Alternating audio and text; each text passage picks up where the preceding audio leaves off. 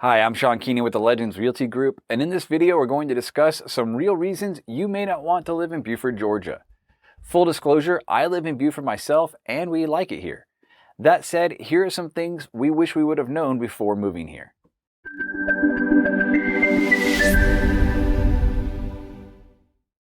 I try not to do the clickbait stuff with a why you might not want to live in Buford, only to tell you all the reasons you should still live in Buford.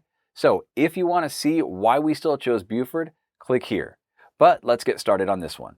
Number 1, traffic. Buford is known for having a lot of traffic. A couple of things factor into that.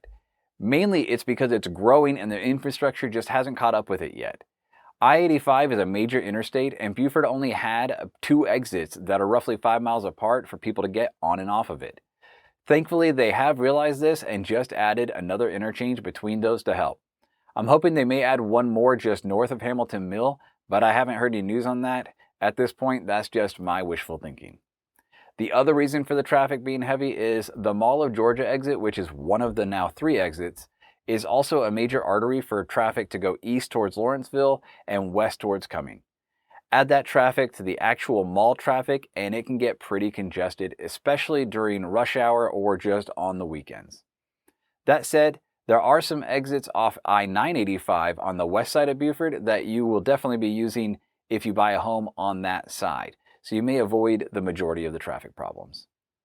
Number 2, not many sidewalks or streetlights in Buford.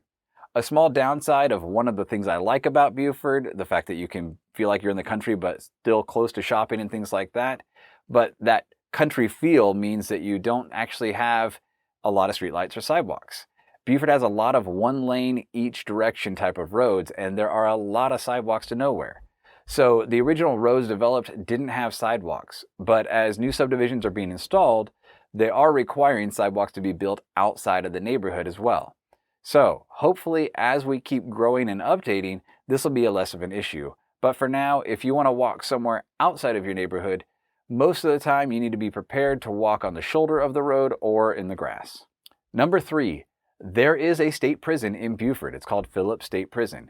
It's a little tucked away and unless you take some back roads, you may never even know it's there. But it is. Personally, that doesn't really bother us, but it would have been nice to know. Number 4, there are a lot of above ground utility lines in Buford, and to be honest, the surrounding area as well.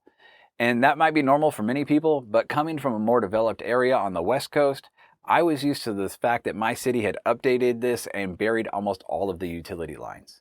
Now, you would think that in an area that has a ton of trees and some occasional storms that knock trees over, it would make sense to bury our utility lines to minimize outages during these storms. But even when they expand roads and make them from single lanes to double lanes, they simply move the poles over and the lines over and put in new ones instead of burying them. I guess it's job security for the utility companies, I don't know. And number 5, last but not least, if you're moving here for Buford City Schools, which are among the top schools in the nation, only a portion of Buford, mainly the west side, is zoned for Buford City Schools. Now, my kids go to Mill Creek, and my youngest will be going to the new Seconder High School, which is opening in the fall of 2022. But do not be misled that just because you're buying in Buford, your children will be going to Buford City Schools. Make sure you have an agent on your side who can help you make sure that you actually are in the right school zone. And I still recommend that you take it upon yourself to call the school and give them the address of any prospective home you may be looking at to make sure it's zoned correctly. We do have some odd pockets on the east and west side of Bogan Road in particular that seem to swap the school they are zoned for, and I don't know why they do that, but that part or that area can get very confusing. Hopefully you found this video helpful. If you did, please make sure you press the like button and subscribe so you don't miss out on any new videos. We add at least one new video each week. To see why we chose Buford again as our home, go ahead and click here, or you can watch any other videos on our channel by going to our channel for our full selection.